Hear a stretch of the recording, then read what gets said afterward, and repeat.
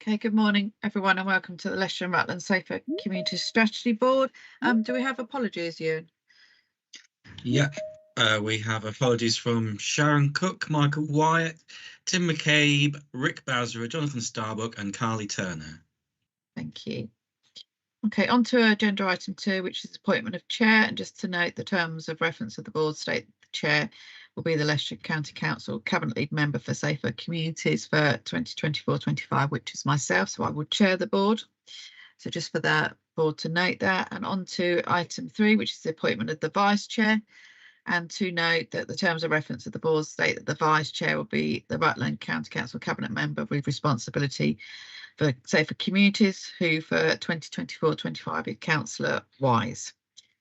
Okay, on to agenda item 4, which is the minutes of the previous meeting, so pages 3 to 8. So first page is just all the attendees. Page 2, is there any matters of accuracy that anyone wants to raise on page 2? Page 3? Page 4? Page 5? And page 6. Okay, are we all happy to note those minutes? Item 5, any matters arising from the minutes from anybody? No? Okay, on to item 6, which is the action log. Just 3 items on there at the moment. I think they're all in the process of happening at this meeting or coming in the future. So I've got nothing to raise from the action log. Is there any other comments or questions on the action log for any other members? No? Okay. Any item 7 is declarations of interest. Or in declarations of interest from anybody? No? Okay, on to item 8. So that's the Office of the Police and Crime Commissioner's update, and I think Saj is here to take us through that. I am, Chair. Would you like me to go through the? Would you like me to go through the report? We'll take it as read. If there's anything that you particularly want to pick out, then please do. But we'll take it as read. I'm happy to answer any questions if anyone has anything they'd like to raise. There's some aspects of the report that were contributed by other members of the team. So if I don't know the answer, I'll take them away and I could come back. Is there any questions anyone would like to ask? I did note that paragraph 8 and 11 are a repeat. Yeah, that's probably my fault. I think probably not double checking it. My apologies. Okay, Christine. Yeah, I had a question about the monitoring of, now I can't remember if it was this report or a later one, so forgive me, I'm trying to share the screen. There was the team looking at the hate crimes, looking at cases that were now closed to look at how the force had dealt with them. And it mentioned that there were 8 people recruited to sit on that panel. And I was just wondering who those were, whether they were serving officers or lay people on that. But by the way, I think it is an excellent idea. Not a problem. That's actually being led by one of my colleagues, Claire, in our team. So I can take that away and find out. So you're basically just looking to try and find out a bit more background in terms of how the individuals are recruited, I suppose, what areas they're kind of from and things. Yes. I was just interested to find out the balance of that group. And as I say, I think it is an excellent idea. I think it's a really good way of leading force development to actually look at how things have been dealt with. We've all been through situations where, looking back, there's things we could have done different, and there's not often enough a way of feeding that back in. Not a problem. I'm happy to take that away as an action, and I could come back with a response from my colleague Claire. Thanks, Christine. Gurjit. Yeah, I might be able to help with that. There was an application process, so it was an expression of interest rather than a full-blown application. And I know that the process went quite far and wide. So it's not serving officers, it is people from the community and people from different organisations as well. I don't have the list of who, but I know that it was an application process. Thank you. Is there any other comments or questions on this report?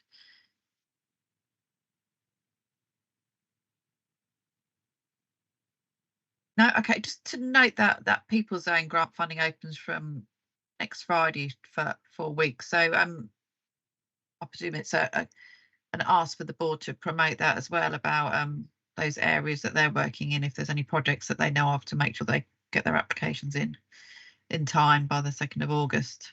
I think there's a list there, isn't there, of themes as well. So yeah, I think that People's Zone team will definitely appreciate that. And just on the community safety funding, so there's some funding left over, isn't there? And you're allocating some of them, and then if you just automatically funded each area with that additional funding. Correct. So yeah, I suppose my question is, because it's been a really close monitoring about what they're spending the money on. So if you're just giving them some extra money, is there some criteria that you want them to, is there a theme, or are they going to get evaluated on what they've done? So what we've done is we've basically increased their overall budget. So what had happened is we've just sent everyone contract variation notices, they've signed it, and instead of bidding up to say 100 grand, if their budget's 100 grand, they can go over that in terms of the new amount. So we wouldn't give them the money up front, but they can just bid over their full amount throughout the year. So it's just a case of they just have more money to basically play with throughout the year. Okay. Yeah. So that was just funding that was not claimed in the last financial year. You've just added it to this year, so they haven't lost any money. Is that? Absolutely, yeah. So everyone actually has more money than they've ever had now. So it's okay. With this additional amount, it works out as 15% for most of the areas, I think, bar maybe 2 of them, based on the formula. But yeah, it's approximately an additional 15% boost for most of the areas, in addition to whatever the new formula spat out last year as well. But overall, what it means is everyone now has more money than they've ever had. Okay, that's good. I suppose if there's going to be, just thinking forward, if there's another underspend this year, then we probably need to look at the funding. But I did notice in there that you've took 31 out for the hate crime hub that we've just spoken about, and then sort of 1,800 allocated to Leicestershire County Council. So if there are continuing underspends from the community safety partners, I think it's quite good for us to pick out some themes across the whole of Leicestershire and Rutland about what collectively themes we'd like to fund. So I suppose, was there any input into that, or was that just the APC deciding to fund the hate crime hub and the ASB?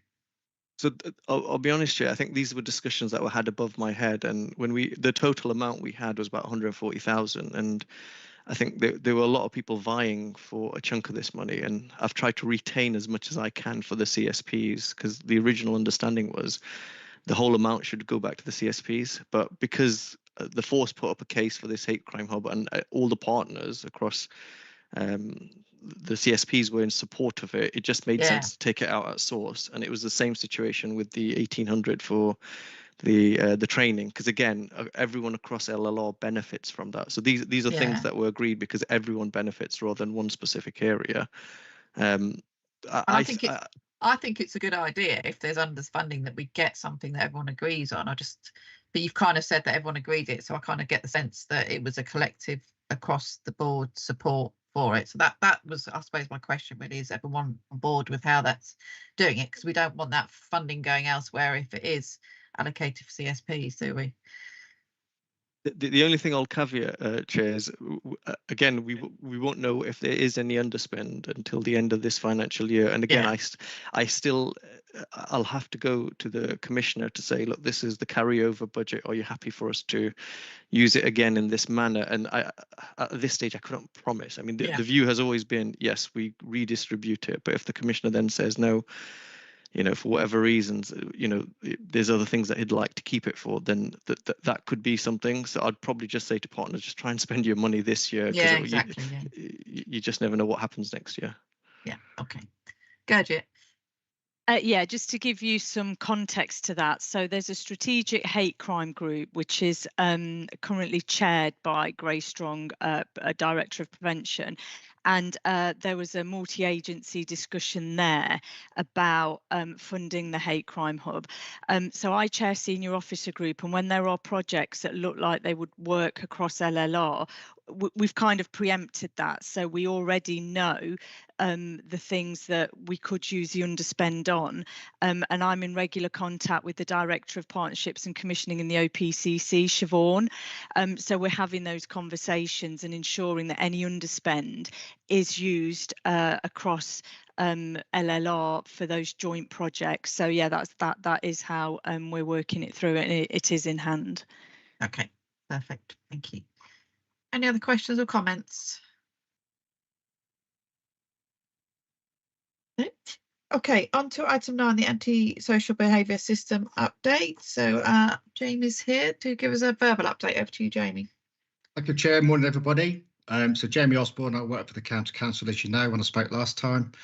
Just a bit of background, we use Sentinel, or now Vantage it's called, to record ASB across LLR, and the partnership consists of 10 district councils, etc.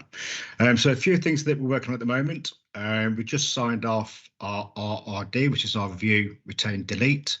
I think I spoke last time, we had quite a lot of records that we're holding probably uncompliantly around MOP and GDPR.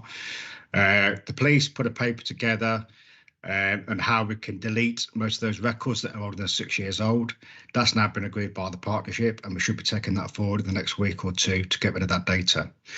Another thing we've been working on is victim code compliance. So the police wanted to make it mandatory that their officers updated their victims within 28 days as they do for crime. That's something we brought in. The partnerships along the authorities are not making it mandatory for them, but like I say, it is for the police. And the third thing of note that we're working on is recording standards. So at the moment, we probably record ASB differently across the partnership. We're hoping to bring a minimum standard to agree across the board of what we want to record. And probably the biggest piece we're working on at the moment, as you know, when we spoke last time, was the procurement of a new system. I don't want to steal Gertrude's thunder because she's been the person on the pulse working on that. So Gertrude, can I bring you in for that, please? Yes, of course, through you, Chair. So you'll be aware, and for the next meeting, I'll bring a paper around it. So a business case was produced and agreed by chief officers across the partnership to move to a new ASB case management system.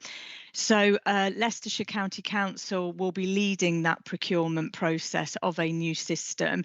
We've just recruited through the Home Office funding that the OPCC has, another example of that multi-agency working across LLR. So that funding will be used for a consultant. Sarita Adams has just been recruited to lead the project with the support of the partnership. And the reason we've reached out to Sarita is because she led the project for Derbyshire. She currently still works on the project. So in terms of the timelines we're against, she's the perfect candidate. We've got to spend this money by March 25. So we're really up against it to procure a new system and have it up and running by March 25. It's going to be quite a feat. All partners are in favour of the new system. So hopefully we're pushing against an open door, but there are still going to be lots of intricacies around what exactly we want the new system to look like, ensuring that everybody's compliant with the GDPR issues, interfaces with existing systems, etc., etc. So as that moves forward, we'll of course bring you updates, but it is going to be a huge project, which, as I say, my team will be leading. Thank you, Gertrude. Nothing else from me, Chair, unless anybody's got any questions. Thank you. Any questions from anyone? No? Okay, thank you. So we'll look forward to a further update coming to us. Okay, our next item is the probation service update. Is Bob with us? I just looked on the list and I couldn't see him. Yeah, Bob said he might be late, so it might be best to just okay. just We'll skip that one over back. and we'll come back to Bob then. Okay. So we'll go on to item 11, the Domestic Homicide Local Management Agreement Review, which starts on page 39. Back to you, Gurjit, please. Yeah, I just need to find the paper in the bundle. Bear with me a second. Yeah, I'm just scrolling Sorry, as well. yeah. Here we go. Okay, so as we're aware, domestic homicide reviews were established in 2034 under a statutory basis. So locally, back in 2013, we agreed a centralised arrangement system for the management of DHR. So funding is pooled, and then the Leicestershire safeguarding infrastructure manages the DHRs, with the CSP retaining the ownership. So this is for Leicestershire and Rutland. And since then, we haven't reviewed the process or updated it. So in terms of the summary of changes on page 40, the governance arrangements have been brought up to date. So as I say, we haven't reviewed them for over 10 years. So they've been brought up to date. The document references support materials. So that's going to be useful for everybody. The agreement sets out clear terms and responsibilities of all of the parties in terms of what's required to maintain those statutory decision-making functions. We've got a procedure timeline to ensure those clear lines of communication.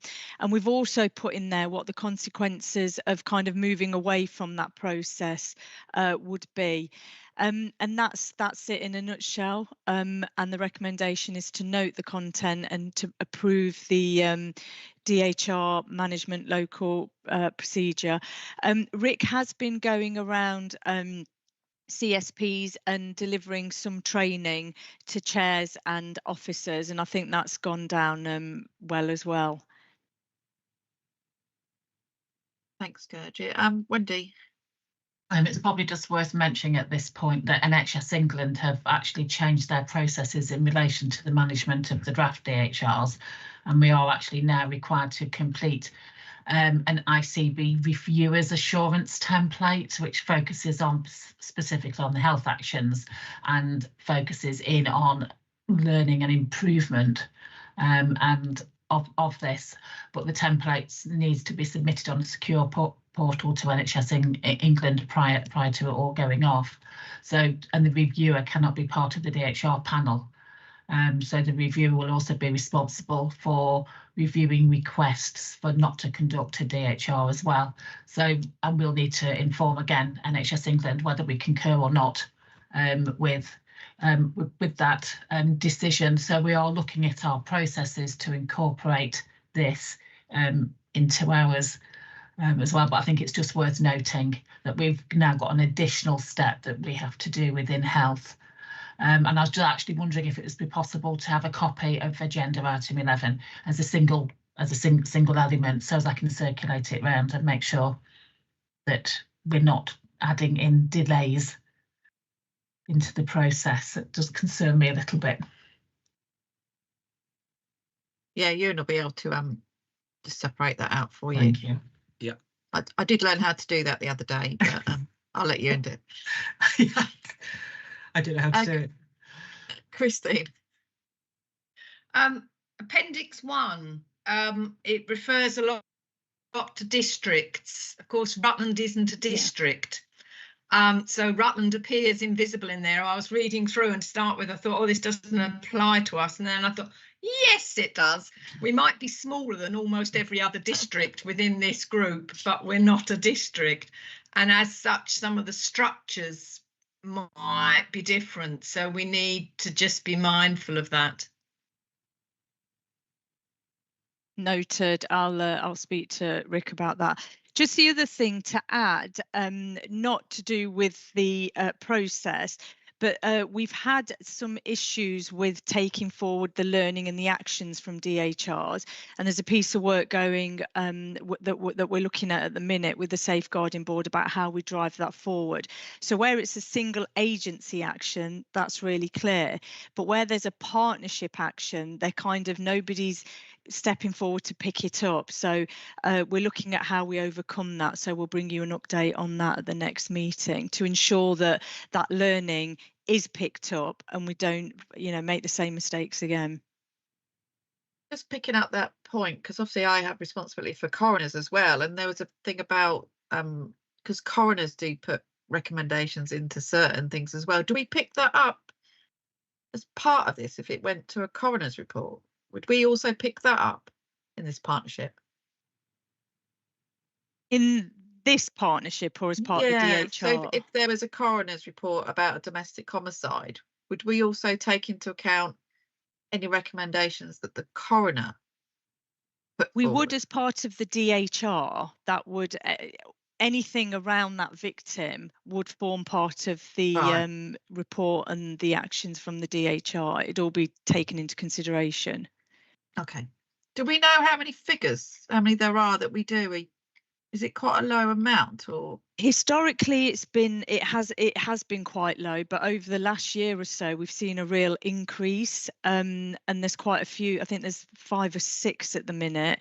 One has just gone out to or is going out this week to publish. We've got another one going out to publication in the next couple of weeks. So we have seen a rise, but it's not something we can prepare for. It's not something that we can kind of say it's going to go up or it's going to go down.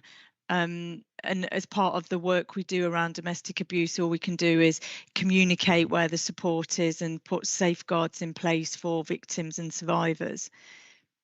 Are we an anomaly for increases, or is it?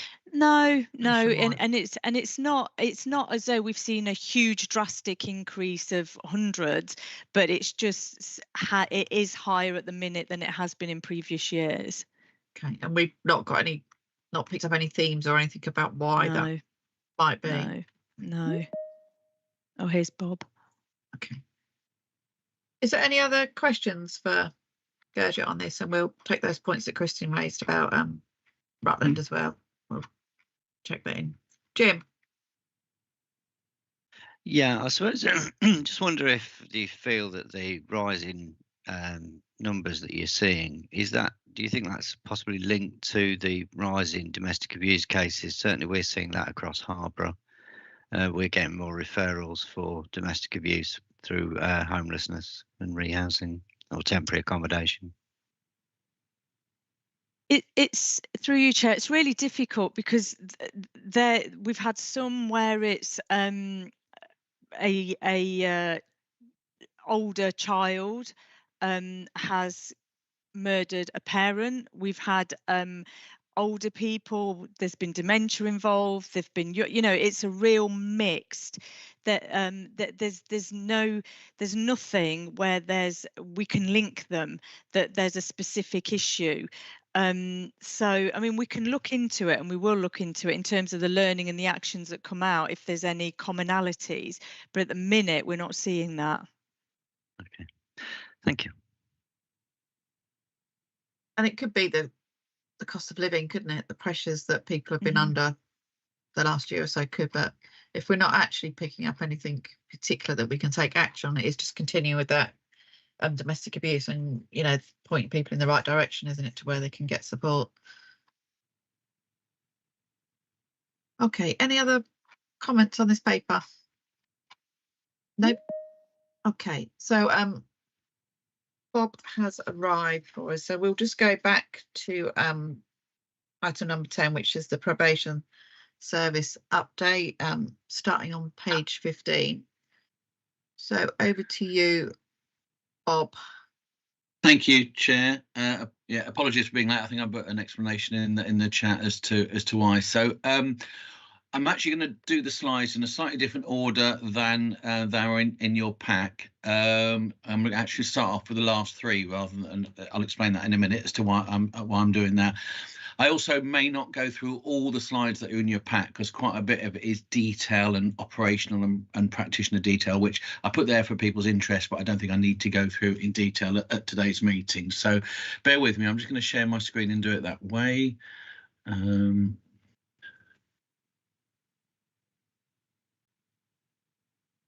I hope that's sharing for everybody. Yeah, we can see that. Oh, no, You just put it on presentation way. way. Yeah. So, I mean, everything I'm going to talk about, I suppose, is relates to the current prison capacity issues, and I think that's probably been pretty widely sort of publicised in the press at various times over recent months. And I think there was the Prison Governors Association have been quite vocal this week about the imminence of, if you like, another sort of crisis point approaching over the next week or two. So it's very clear that this isn't an issue that's going to go away quickly. In fact, all the projections is that despite all the measures that I'm just about to talk about, like I say, as the Prison Governors Association have said, things will reach a point of capacity this month. And the projections for the next year or two are that without some quite significant changes, then this will just continue to be a major issue. From a local point of view, it's one that's been very much, the local Criminal Justice Board has been very active, and we've been having quite regular meetings with sort of key partners about dealing with the issues that this creates for us, sort of trying to manage safety in the community in terms of managing the sort of, if you like, the capacity issue in the prisons. So in terms of the measures that are in place at the moment, so last October, the prison brought in something called ECSL, End of Custody Supervised Licence, and at that point it was people only being released about 18 days earlier from their sentences, and the current legislation was used to do that. There was legislation already on the statute book that allowed for that type of release to occur. So they're released early. They're still subject to the same sort of licence conditions as they would have been, same recall measures if they breach those licence conditions. The numbers were then extended to, the number of days that somebody could be released early was extended to 30, and then quite, I would say, unexpectedly, although we were given a little bit of notice, the decision was made to extend that to 70 days early. And that came into place on the 23rd of May. So we had quite a significant increase in people being released early from their prison sentences on that day. And that is still in place, that 7 days early. Now, these are all people that would have been released from their sentence anyway.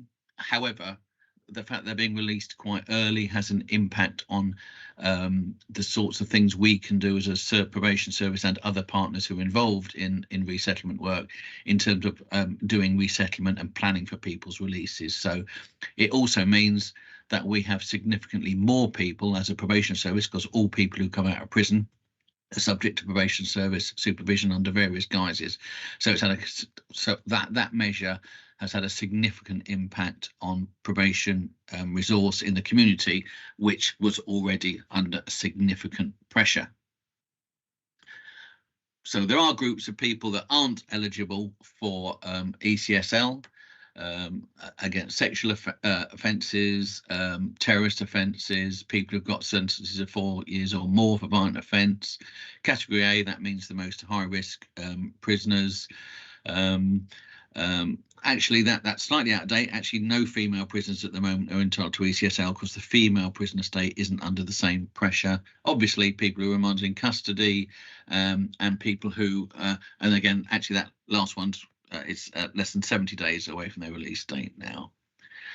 So that's one of the changes that that has been brought in by the Ministry of Justice, and further ones that have happened are home detention curfew. That is where somebody is released from custody with a tag on, so they're subject to an electronically monitored curfew.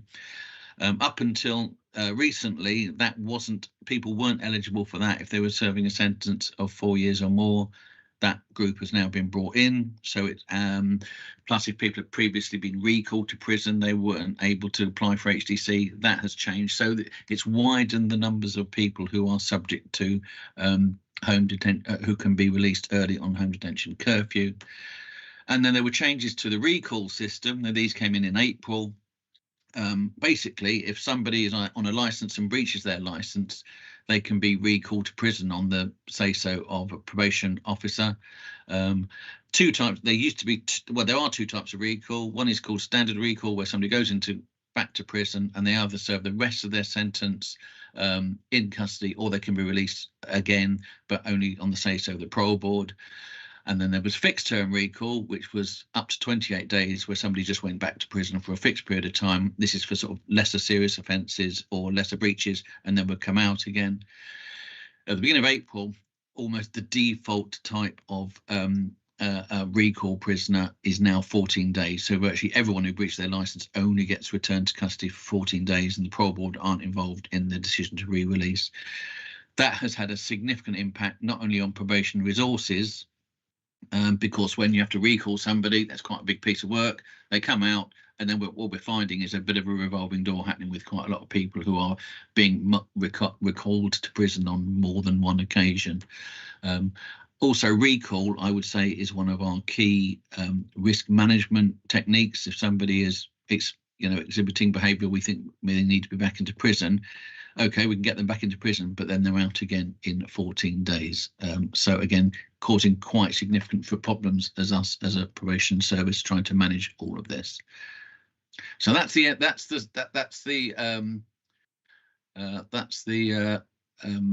sort of what am I looking for? The context of where we're at. So I'm now going to move on to the probation reset slides.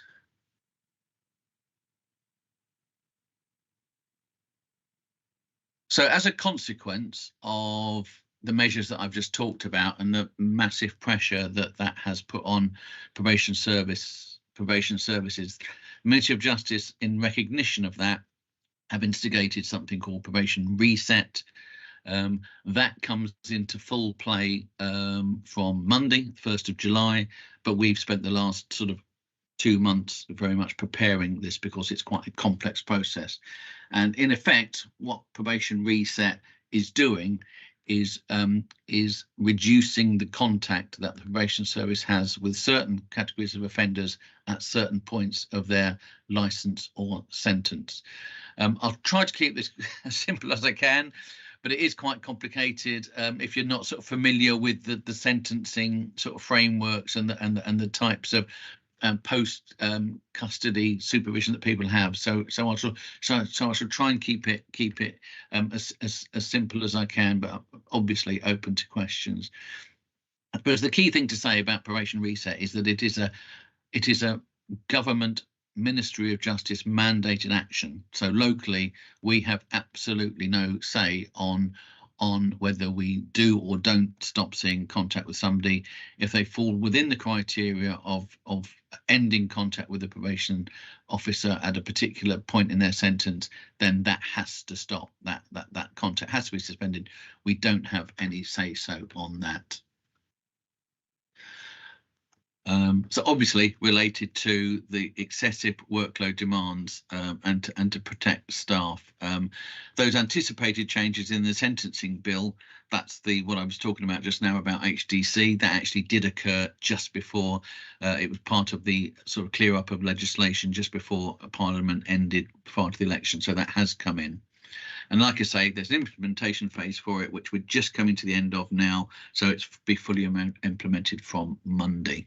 So in terms of the people who are exempted from these changes to probation contact, MAPA cases, multi-agency public protection arrangements, so anybody who is under MAPA wouldn't be eligible to have their contact suspended.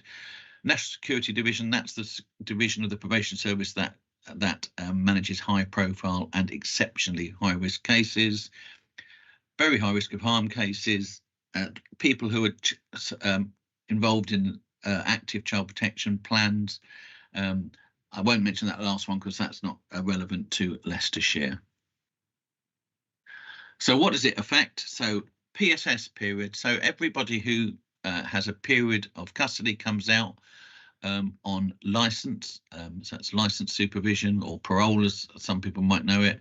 But also at the end of that, there's something called a post-sentence supervision period, which goes on at the end of that as well. And basically, PSS will stop. So we will stop seeing people under PSS when their license finishes, except for the exemption criteria that I've said in that previous slide. RA is a rehabilitation activity requirement that sits within a community order or suspended sentence order. That's where somebody goes to court, they don't get sent to prison, they get an order of that nature. And the contact of those orders will cease unless they're exempted at the 2/3 point. And similarly, if somebody is on license, that contact will end at the 2/3 point. When I say contact ends with that license or PSS, the license conditions still occur. So if somebody's got a exclusion zone or a non-contact zone or what have you, then that they will still stand. It's just they're not having face-to-face contact with their probation officer for the remainder of that period. There's certain things that we'll carry on doing. I'm not going to go through those, but I'm happy to answer questions on that. So things like drug testing and what have you will continue. We would only reinstate contact with somebody if information came to light that meant that they would enter one of those exclusion criteria. And I think that's probably all I want to say now by way of presentation. Like I say, there are other slides in the pack that people have access to. I'm happy either to answer questions now, or if people have a chance to look at that another time and come back to me with questions, I'll be more than happy to answer. So I'm going to stop sharing there. I suppose it's what I would say is that it's a very difficult time for our staff, to get their heads around what are quite complex changes, but quite a lot of this, stopping contact with people before their actual license or order finishes is quite counterintuitive to a lot of probation practitioners' way of working. Obviously, these are people that their orders or license would have finished at some point. So, but finishing it early, particularly when there are ongoing issues with people in terms of their risk or needs or what have you. But we are where we are. But as I said early on, these aren't issues that are going away with regard to. It all boils down to managing the prison capacity issues. That's what it's all about. That's the key part of this. So I see that there's a couple of hands up, Chair. There's quite a few, Bob. I'm going to take Chair's prerogative and just get in first, to be honest. I was really I need to choose my words, kept really concerned when I looked through your slides, and probably what you've said has not reassured me at all. But this is not to you personally or probation, it's just the situation we're in. So I am really concerned. Obviously the probation reset is having less contact with offenders, less management of contact. Then we've got prisoners coming out early that probably shouldn't come out early, and then you're having less contact with those prisoners. And I kind of think the two things together, when I kind of sat and thought about it, I'm like, this is really scary. And I think it is really scary for many of us, and it probably is for your staff as well, that they're not able to do the job that they want to do to keep the public safe. So you probably can't answer me, but I just need to say I am really concerned for the people of LLR and probably the rest of the country as well about what we're going through at the moment. And I suppose my question is, what risk is there to the public? And you probably can't answer that, but that's the question that I need to ask you. I mean, what risk is there, for families and children? It just seems like it's just really scary. I suppose what I need to be careful what I say, because I'm a civil servant, so I can't be seen to be making comment or criticising government policy, particularly at the moment, obviously, during this period. So in terms of what I would say, and I think I would absolutely share your concerns. I suppose what I would say is that whilst people are coming out early and contact with people coming out early, these are people that would have come out anyway. And so it's not like they're suddenly being let out of prison when they would have been kept in forever. They'd be coming out anyway.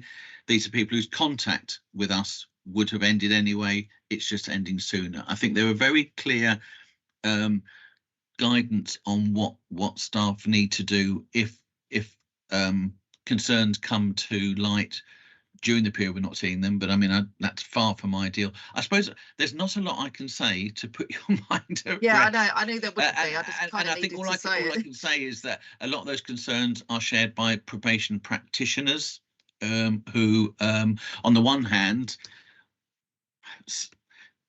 recognise that the MOJ are actually recognising that probation staff are so overwhelmed and overworked that at least they're recognising that in doing that. But then the opposite is, but actually, we want to do that work and what have you. So, and it's very difficult to give any words of reassurance because the probation service, from a staffing and workload situation, things aren't going to improve quickly. They are improving, and they will get better, but not nearly quick enough to cope with the issues that we're facing at the moment. And all the projections on the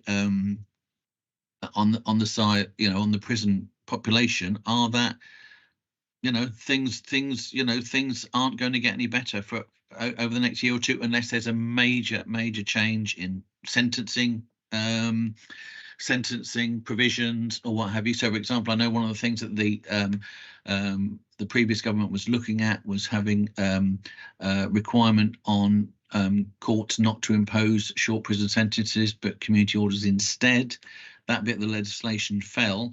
But of course, the downside of that for us as a probation service is that would have sent even more people our way to supervise than we have already, but would have solved some of the prison issues. So I know another thing that's happening at the moment is that there's quite a lot of backlog with COVID backlog. Part of the prison capacity issues are caused by courts actually ramping up their activity, which then creates a lot more sentencing. But now I know that GOAMI, who are the main prison escort firm, are now scaling down who the escort, because they'll only escort somebody from a court or from a prison if they know where there's somewhere for them to go. Which is, I know, clogging up some courts. So it's not a good picture. Yeah. And I wish I could say, well, if we do all this, we do all that, we should have it sorted and solved.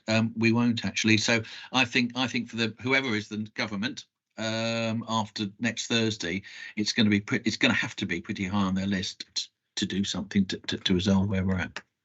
I do appreciate your answer, because I know we're in a difficult times where with the election next week, we need to be really careful about the language and communication that we need. So I do appreciate your answer, but I just felt I needed to say it. So I have got lots of questions. I suppose. Sorry, and I suppose one of your fundamental questions was about safety of the public and what have you. Is that obviously there are other people involved in managing and working with these people. It's not just us, and that's part of our key role when we do stop contacting, is making sure those other things that are in place. But of course, they are agencies and organisations and what have you that are under significant pressure. We're all under pressure in terms of delivering those services. So I suppose on the positive of that, you're in a partnership meeting. There's lots of different partners here. We all need to step up to support the activity that's going on with probation and using our voluntary sector and all that sorts of things to try and help and support a service that is under severe pressure. So hopefully that message goes back to partners today as well. Okay, we'll move to the questions, and obviously just that reminder about the period we're in, so be careful. Neil. Thank you, Chair, and thank you, Bob, for that comprehensive report. Clearly, probation reset is coming down the line because of the capacity issues, and we're conscious that new prisons are coming on stream, but they're obviously going to take a long time before they can really take on the capacity. And I think you also made a very good point about the Crown Court backlog of cases, because that's also going to create an awful lot more capacity issues when the courts can solve that, because it will mean a lot more going into custody and a lot more pressure for the probation services. You haven't mentioned anything about any additional funding for probation reset. So is it the case that probation reset is on the basis of less contact with those on release and under forms of license, and that's where the savings are going to have to be made? So the less contact will make some savings, but the balance to that is less contact also may well indicate a greater risk to the community. And if I may ask, within the slides, there's the comment about individual practitioners are not going to be accountable for decisions about contact. Who will be accountable is another question I'd like you to consider if you can, Bob. And finally, the RAR days, probation officers take a lot of time and effort in preparing pre-sentence reports for the courts, and they will recommend a number of RAR days in respect of any sentence that takes place. Will they now have to take into account the fact that whatever recommendation they're going to be making about the number of RAR days, they will know that it's going to be cut off after 2/3? And I appreciate that's quite a detailed practical point, but it's one of interest to me as someone who has recently retired from the criminal justice system. On your first point about accountability, the MOJ have been very clear that this is an organisational decision by the MOJ. And I think one of the key bits which I'm very pleased to see is that that what they're not doing is leaving individual probation practitioners to make decisions as to whether they invoke the probation reset on a particular case or not, which then I think would leave them very nervous. Well, if I decide to do that and then somebody goes and does something untoward, am I going to be held personally responsible for making that decision, which probably would have meant that people wouldn't have suspended contact, and therefore it wouldn't have made any difference whatsoever to the capacity of probation to do what it does. So if you're asking about accountability, it is a very deliberate decision, that it is an MOJ, Ministry of Justice decision, and that's where the accountability sits. On your second question about RAR days, it's the order that will, the contact that will end after 2/3. The instruction for staff is where at all possible to actually still complete all those RAR days, but within that 2/3, first 2/3 periods of an order, which actually they should be doing anyway. RAR days should be delivered early on, as early on during an order as possible. So it shouldn't impact on the RAR days that are done as part of the order. It's just the contact after the RAR days that would finish at 2/3 point. Okay, and thank you. Les. Thanks, Chair. Being slightly opportunist here, because we've still got the University of Leicester research on HMP Fossway and the impacts of HMP Fossway on the local communities. That project is still underway, as far as I'm aware. So that's being led by Blaby.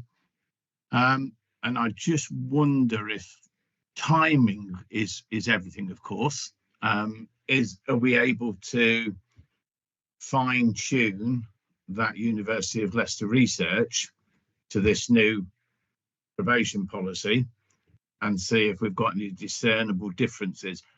That said, it may be too early for HMP Fossway and the length of time service that the inmates have there. So it might be too early to have any sort of background information to work with. So I don't know, it's just a thought that crossed my mind.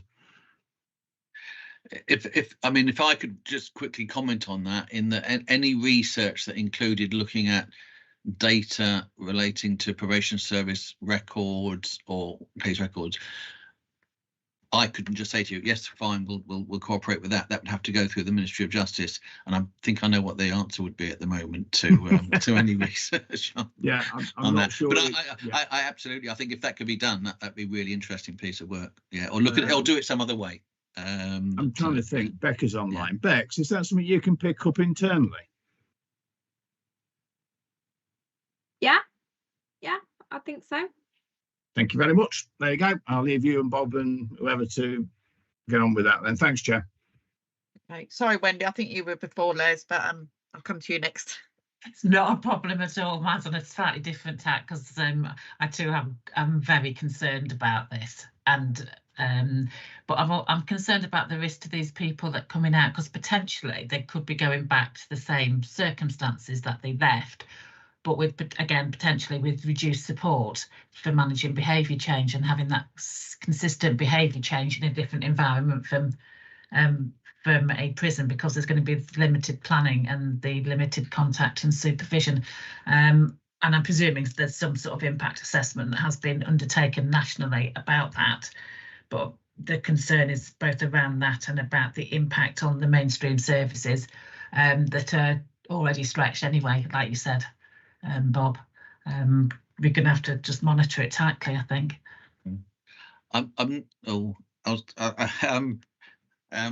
Let's say I haven't seen an impact assessment. That's all I can say at this point. I was just presuming one would have been done nationally. I suppose it depends on who's coming out and where they're living and stuff like that, isn't it? Yeah. Because not everyone that's in prison, well, they don't go to prison in their local area, do they? So it depends if they're coming back to the local area or where they. So I presume there will be impacts greater in some places than there are in others. So I think it's probably quite difficult to do an overall assessment, but I think we should definitely look at it locally, how we can do, keep an eye on what pressures with and what impact it's having for us locally, because I think that's probably all we can probably do, to be honest.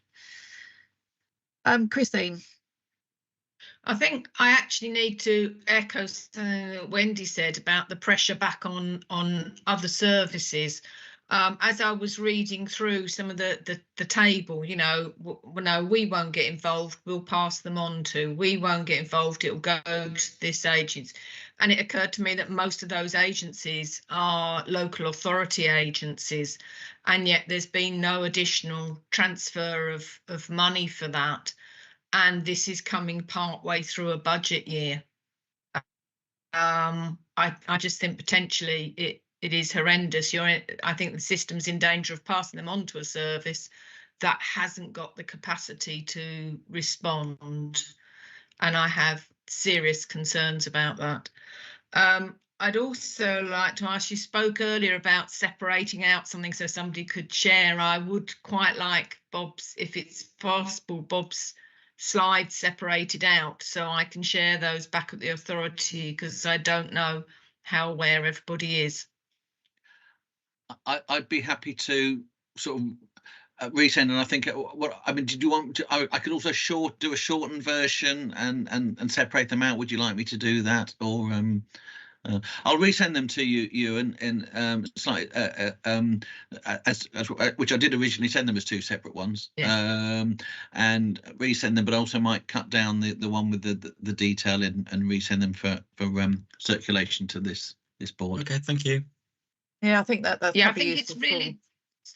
Sorry, I was just going to say, I think we need to be sure that extra bit about when they drop out of the system and they require local authority support. I think that needs to stay in, because that's the reason I want to share it. Right. Yeah. Sorry, Dan. Then I was just thinking about that would be useful for all the community safety partnerships, isn't it? Because that's probably where it's going to land, as well as into health and family services and adult mental health and all drugs and alcohol. It's just going to impact hugely on every single thing, isn't it? Housing for districts, and what have you. It's Was there anyone else? Because I know there were some hands up that sometimes drop off on Teams. Was there anyone else that had any comments or questions to ask? I suppose just to bring this to, I know it's been a really difficult conversation, probably really difficult for you as well, Bob, and all your team and stuff. So I do appreciate you being as honest as you possibly can be with us. But I suppose it's as majority of us as elected members and all those others that deal with the public. I mean, what's the message that we send back to residents? Because this will concern many, many people. And I suppose what's one message we can give to our residents, really, if there is one of a little bit of hope? I suppose for me that I suppose for me the message is that, and I think sometimes, so for example, you'll occasionally see a headline in a newspaper that says such and such released to kill again, or but actually the vast majority of prisoners do get released, and I think sometimes people forget that okay, we're having people released early, but I suppose it's not a whole load of people being released who wouldn't have been released otherwise. They're just being released at an earlier stage in their sentence. Similarly, contact with the probation service will always end at some point when the end of their order or license happens. It's just happening a bit sooner than it was, and that handover to other services happens at that point. So for me, it's about it's a real fine line between not over-egging the risk, because actually people probably live in quite a riskier world than they perhaps know, in terms of prison releases and who gets released, but also acknowledging that this is not an ideal situation, and that without, so whilst we do all we can as a service in terms of that planning that end of contact, which we've always done, we are a service under pressure, and so we've got less time to do that, which probably isn't answering your question. No, that's helpful, actually. Yeah, it is helpful. Yeah, because I think, especially with the world of social media and stuff, there is a lot of sensational headlines, and there's probably lots of people in our community that have been in prison that you don't know and are of no risk to the public at all. They've done the sentence, they made the mistake, and they've learned from it. It's just those high profile cases. There's one locally that's going back to probation and released within Leicestershire, isn't there, this week? So it's just given that fine line. But I suppose however serious an offence somebody's committed and how risky they are, they, unless it's a life sentence, they will come out of prison at some point, and at the end of their sentence. And I think that's something that just on your point about the difficult conversation, actually I haven't found it difficult at all. I found it really supportive, and actually it's as a board, and really useful to have people's thoughts and insights on it. And so I'm happy to do an update and talk through it again at the next board in September. I think it would be good to give and hopefully you might have some data then about how many people have been out and whether recalls and stuff like that, because I think if we can see that it's not as bad as we think it might be, it might reassure us a little bit, or it could be a lot worse. So I think some data on what's happened would be useful as well. Just my quick point before I go to the last two questions about technology and stuff like that. A probation or the MOJ looking at how they can monitor people without human contact as such. There's a huge amount of additional electronic monitoring than there ever has been, and that's a range of different things, from the sort of quite simple home detention curfew thing, which is something that tells you where somebody should be and whether they're not there or not, and that which is quite basic technology now, to right up to GPS trail monitoring, where it actually tells you where somebody is, or certainly tells you where they've been at all times. That's kind of where we said we should be going, isn't it? Yeah, absolutely. And I think that's the future. I think that's the future. I think not the total future, because people still need help to get, but also in terms of managing the risk. Absolutely. Okay. Joshna.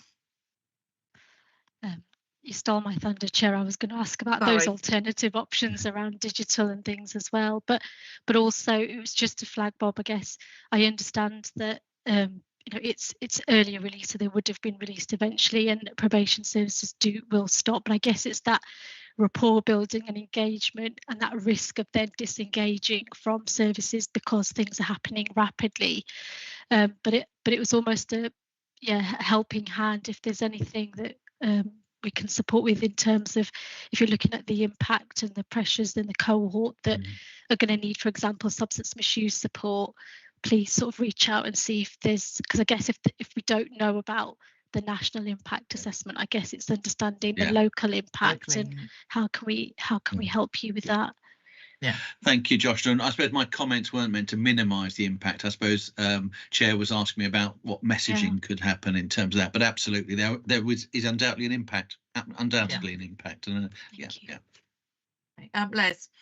Thanks, Chair. So just it is picked up on your query about what is the message. because there's quite a lot in your presentation to take in and assimilate and understand as to what those potential impacts may or may not be.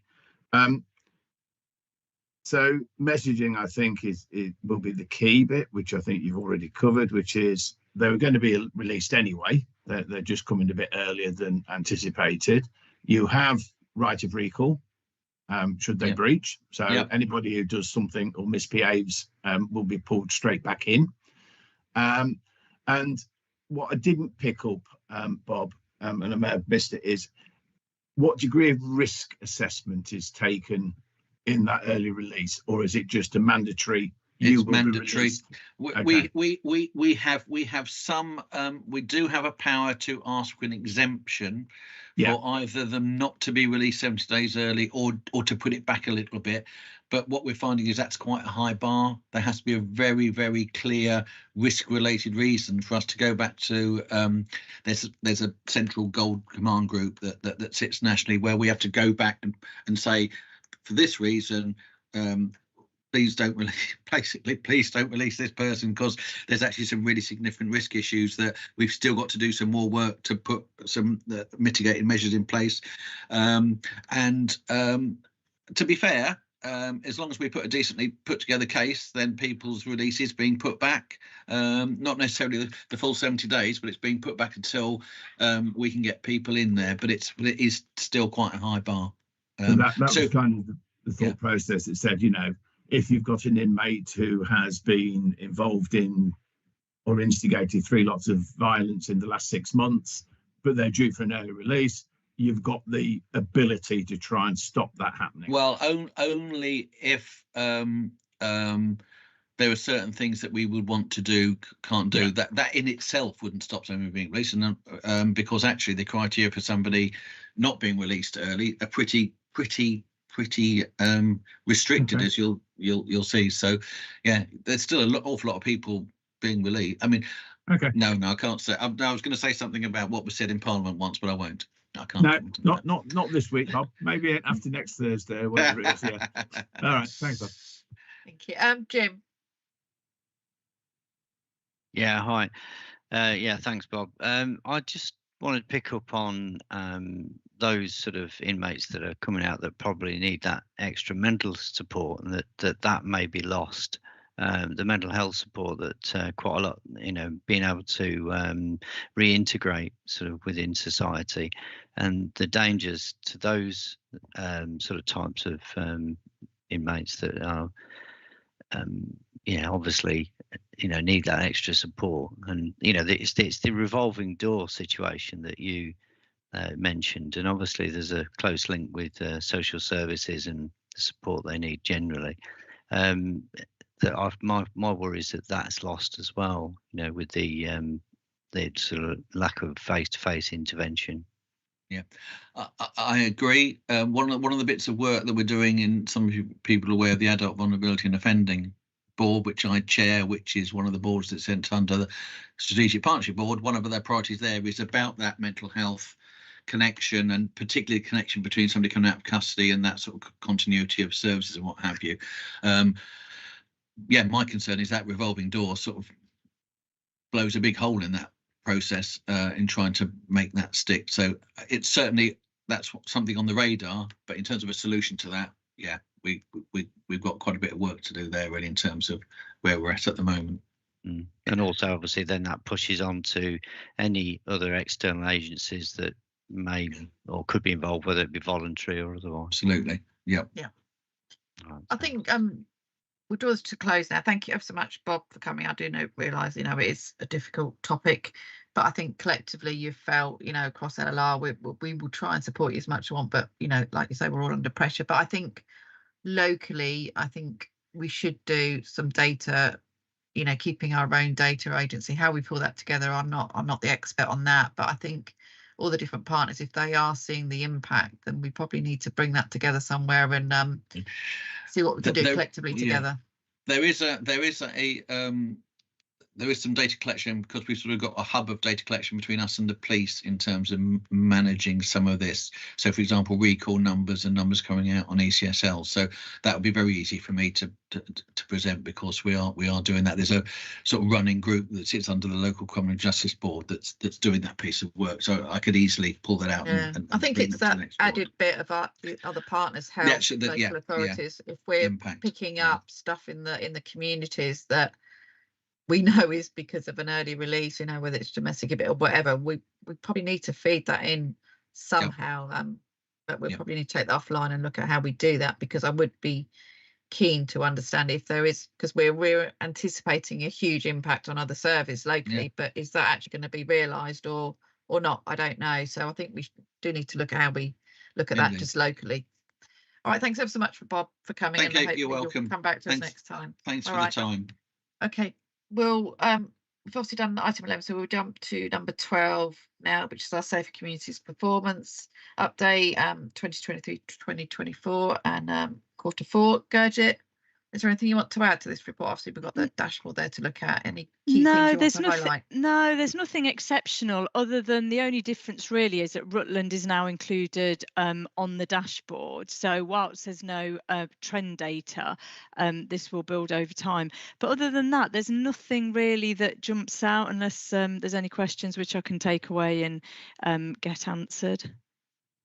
I mean, on the positive side, after what we've been talking to, the numbers of first-time entrants into the criminal justice thing is going down. So there's less people going in, but there seems to be at the other end huge amounts of people. So yeah, I didn't pick up anything particular to highlight here. Was anyone else got any questions? Obviously, you can look on that dashboard for your own areas as well as across Leicestershire and Rutland.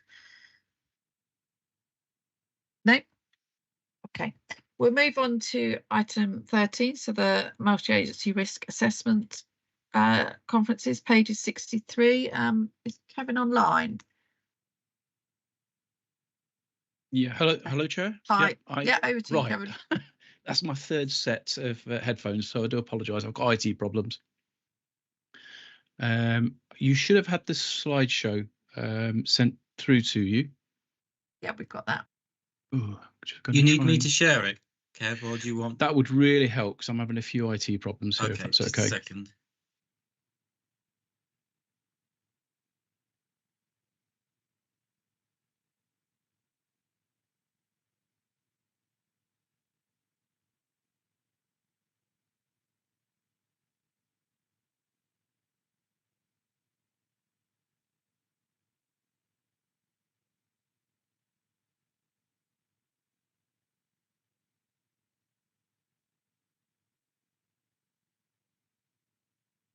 Coming now. Can you see that? Loading up, I think. You're in. Yeah, we've got it on there. I'll move it along as you like. Okay. Okay, so I was asked to put something together in relation to the repeats that are coming into the LLR Marac. So I've put together some little bits that will probably help people understand where we're at with the repeats, why the repeats are coming in, and the percentage that we're currently getting. A little bit of background is really obviously 2007, 2008, when the Maracs were first formed and started to come into place. CARDA at the time were the governing agency. Obviously, it's Safe Lives now. They basically had a repeat criteria. They put a repeat criteria in, which effectively said that where there was a repeat crime, and that was quite key in respects to the wording. So where there'd been a repeat crime within a 12-month period of a case being heard at Marac, and then it should come back to Marac. That stayed in place for a number of years. However, Safe Lives redefined on the back of a guidance from a DHR, and they redefined the repeat incidents definition, which really opened it up quite wide. So it was no longer about whether there was a repeat crime, it was a repeat incident. And those incidents were not just specifically for the police, they were for all agencies. So during the years that MARAC has been in place, all agencies, including the police, have got better recording and identifying of repeat incidents. So as time's going on and agencies have been recording and identifying them, we've seen that obviously that has then resulted in the more repeats coming in, which we expected, and I did highlight when the Safe Lives changed the definition. I did raise that at the time. So as we say, the changes to the DA definition and the wider reaching family members that we also have now. So the MARAC was, at the time, it had about 20 contacts, 20 members. At the moment, we're up to about 54 contacts, 54 members, where the information goes out to. So that wider family, also capturing those repeats and then feeding them back in, is also impacting upon our repeat rate. Changes and better understanding of the legislation that's come in over the recent years, such as CCB and stalking. So the CCB and stalking, what we've seen is quite a lot of cases coming back in of repeats of those. And as we know, some of those offences do continue. There's continuing offences that the police have to look at the course of conduct. And obviously during that course of conduct, there may be many contacts where incidents happen and come back in as repeats. LLR have a robust approach to recording post the Safe Lives review that we had. So agencies are more robust around recording their repeats and bringing them in. Increased volume of reports coming in at the moment to the MARAC obviously sees that increase of repeats coming in. So as the increased reports go up, then obviously we're going to see those repeats coming in. We're seeing more professional judgment cases being referred in with dash scores of 4 and above. So whereas before, obviously, it'd be 14 for obviously the MARAC, we're getting cases now on professional judgment being escalated through professional judgment and dashes of 4. So again, that's part of the increase that we're seeing as well.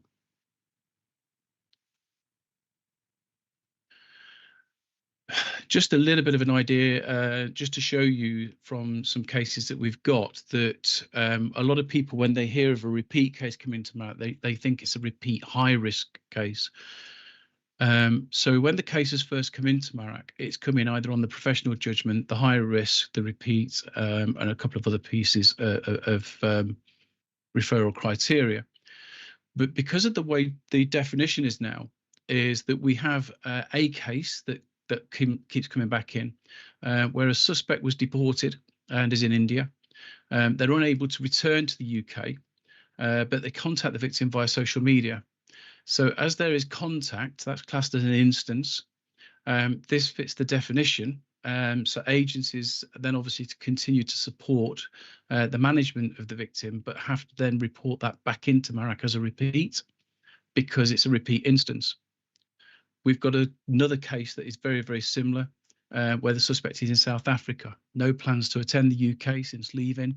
Contact via social media fits the definition. So obviously, again, we're seeing such cases like that coming in. Case 3, no physical abuse. We've got a few of these at the moment where there's no physical abuse. It's ongoing family court matters. So where there's contact in relation to child contact and wanting to sort things out around the child contact, when that contact is made, the victim will obviously speak to their support workers, and that's then deemed as unwanted contact, so it comes back into the MARAC as a repeat. These incidents, if they were assessed individually, would all be standard risk, but because they've previously been into the MARAC, then obviously they're a repeat MARAC, and that's what we manage at the moment. And obviously any case that's been heard at the MARAC within 12 months is a repeat, no matter what level the incidence is.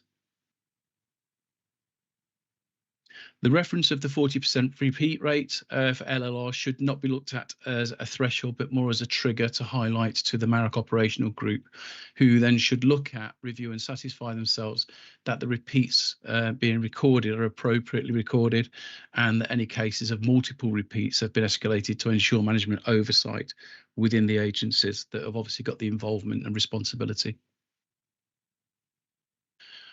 Just giving you a little bit of a breakdown of area at the moment in relation to the city. 656 referrals at the point when I did this. 225 of those were repeats, so 34%. County 672 referrals, 260 repeats, 38%. Rutland obviously is always lower on the figures and reporting. So Rutland got 23 referrals, 11 of those were repeats, so 47%. LLR as a whole, 1,351 cases of referrals, 496. So we were at the 37% repeat when I ran those figures.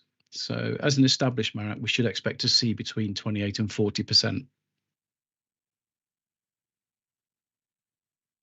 Any questions? Thanks, Kevin. Really interesting to see what is classed as contact now. So yeah, you would definitely expect the figures to be up. So at least that enables us to understand the figures more than we did before. But we're still within the benchmarking, aren't we? So yeah, we're still within the benchmarking. I am contacted quite regularly by MARAC chairs from all around the country. I know that they're all experiencing the same. We did raise concerns at the time when they changed the definition because we could foresee what would happen. It's just obviously once we get to a certain point, I report back to the MOG bi-monthly on those figures, and obviously they're discussed there, very much aware, and any cases that come in as a repeat where we've got concerns, we escalate them to the MOG, and then obviously it gets escalated to those agencies that are involved for them to obviously review what they're doing. Is there anything else they can do? Is there a different way of approaching it? brilliant. Thank you. Christine.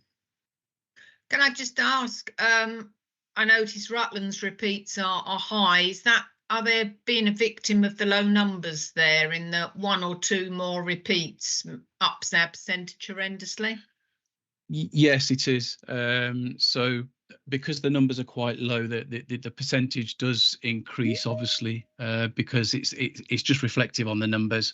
What we've found is a lot of the Rutland cases that have come in, although Rutland is below what they should be reporting, they've gone into some temporary accommodation. There's some temporary accommodation in Rutland, which is obviously helping for the victims and the families. But it's cases of stalking. So we've had quite a few cases of stalking. And of course, you know, that contact via social media, that contact by family and friends. So that third party contact obviously gets reported, and then obviously that comes back in as a repeat MARAC. Thank you. Any other questions on this?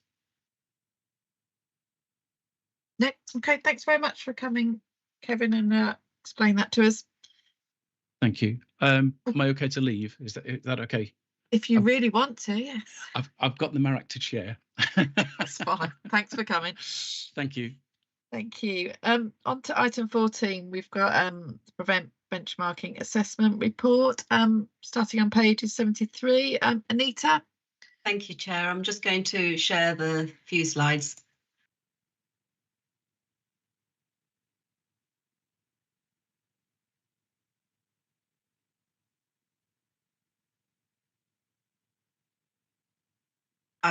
Can you see them?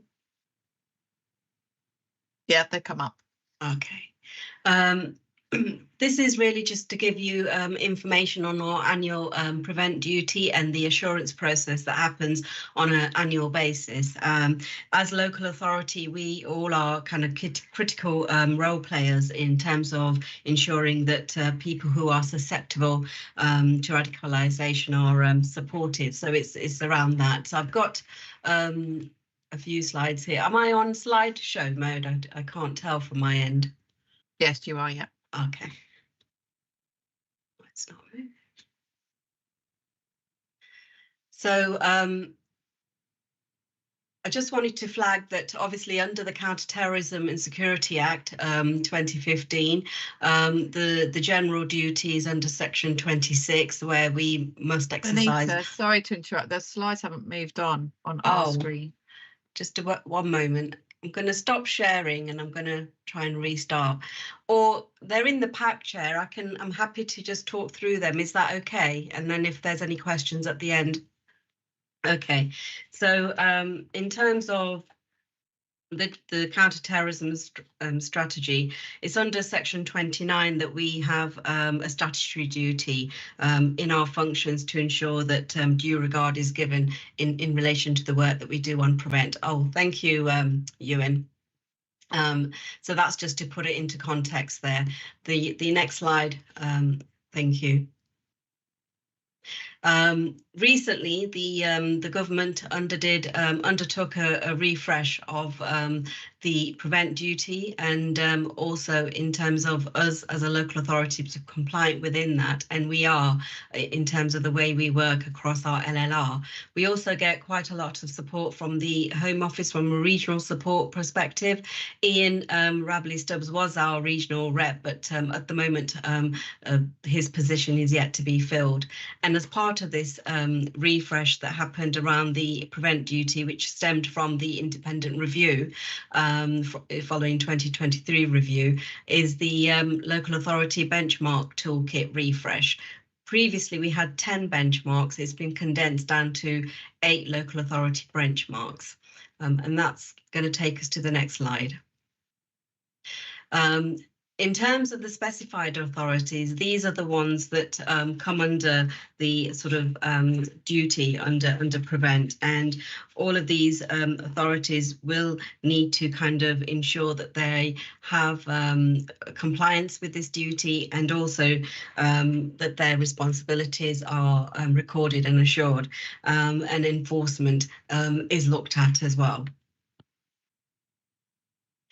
And then in summary, we had our assurance process benchmark meeting with the Home Office in March, and we've had our feedback report that goes to the Chief Executive that comes in a form of a letter, and there's an appendix in terms of the detail of what the feedback is, and that can be shared, Chair, through Ewan.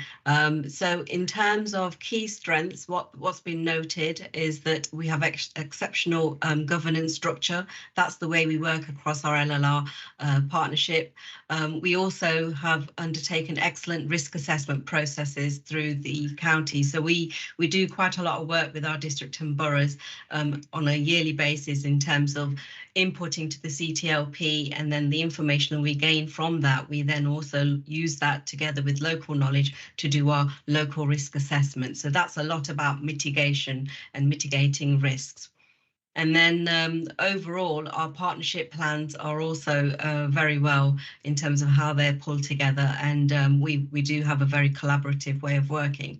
One of the things that the Home Office did say was that in terms of the basic training, that should be made mandatory for all local authority staff. And I know that this is good practice that's happening across the districts and similarly within the county.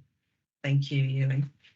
So this is Chair, just a summary of the 8 benchmarks. It shows you the sort of scoring on your right. Benchmark 5, channel panel, that has a separate assurance process. So that isn't part and parcel of the kind of assurance that we run through with the Home Office. One of the areas which has outlined as met is the communication engagement, and that is something that we are going to be working on in this coming year in terms of making that a lot more sort of impactful, in the sense that what the Home Office say is that, you know, in terms of our risk assessment, our CTLP, and in terms of our local risk, we need to publicly make that aware to our staff and our employees, and also around the comm side that we do. And there is some work that's happening across LLR and regionally that we're looking to pull together. And then really I think that is my final slide. So Chair, if there's any specific questions around the work of our prevent duty, I'm happy to take that. Thanks, Anita. No, really good report that we're meeting everything So yeah, really good. That training for all local authority staff, does that cover all of the local authorities, or is it just Yeah, so covers the districts as well? Yes, no. So the benchmark, the duties under the benchmark is for all local authorities need to adhere to that. So what we do, we have the LLR, the Prevent Steering Group, which is from a LLR perspective, and we also have from underneath that, we have a Prevent Leeds operational group, which I sit on. And then what I do twice a year, and we bring on board sort of the city Prevent coordinator, the Home Office and the police Prevent team. And we give and we have a dialogue and we have updates with our leads within the district and boroughs. So okay. Yes, that does cover that. We don't have Rutland as part of that, but because as they are separate county in one respect. Okay. Christine. Can I just ask, we're saying local authority staff, should members undergo the basic training? Yes, they should. Sorry, I should have highlighted that. Yes, so all the district and borough and the Rutland Leeds will know that the elected member awareness is also important. We recently did ours in April, and I know that district and boroughs run their own as well. And are we any updates on when we'll have our new regional rep as well? Not at the moment. We may know a bit more next week after the PSG has met. Okay. Okay, is there any other questions for Anita? No. Okay, we'll move on to item 15, which is our probation health trainers service, and that's Sally. Hi, thank you very much. Hi, everybody. Right, if I give you a little bit of information on the report.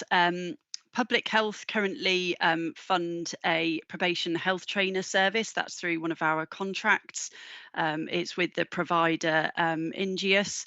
And that service is really about supporting people as they're released from prison, accessing things like GP appointments and registering with GPs, referrals to mental health services, support with accessing benefits advice agencies, food banks, those sorts of things. The service is in contract at the moment until the 31st of March next year.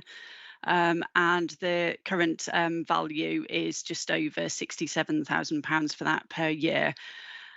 This is in a context of the Public Health Department having a savings target this year through the Commission services. Sorry, that savings target is to release the savings from next year, so from April 25, and that's from our Commission services.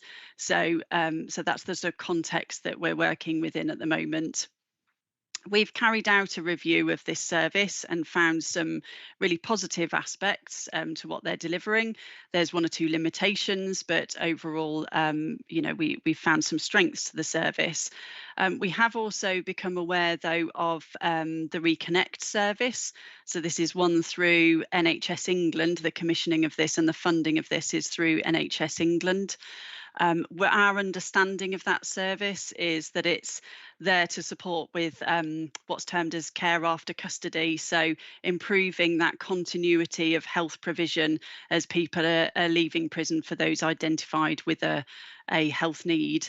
And we understand that's quite a broad, rightly so in my view, support offer for those people with a health need. We also have local public health funded services and other services within our system, but within public health specifically, we have things like our First Contact Plus service and our local area coordinator service.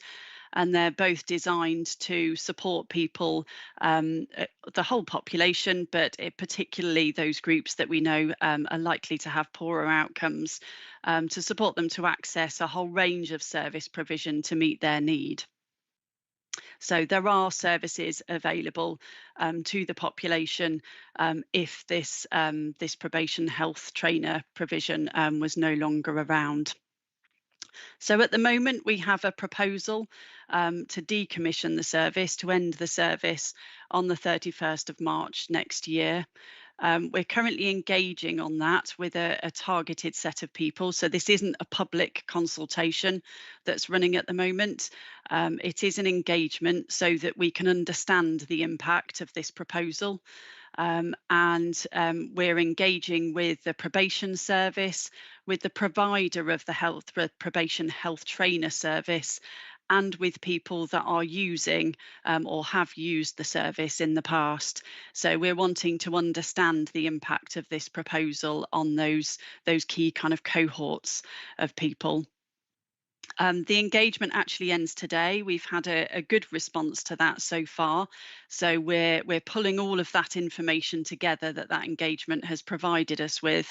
And we'll be summarising that, and then that will lead us to make a final recommendation and put that forward to the Cabinet. And we're aiming to do that for the next meeting, which is September. So this is brought to you today for information, because obviously we wanted to let you know what was happening with a proposal to end a service that I'm sure many people will be aware of, and perhaps will know people that are accessing. So it's for information at this stage, but you may also want to track it through that Cabinet process if you have an interest in it. But obviously I'm happy to take any questions or anything today. Thank you. Thanks, Sally. Bob.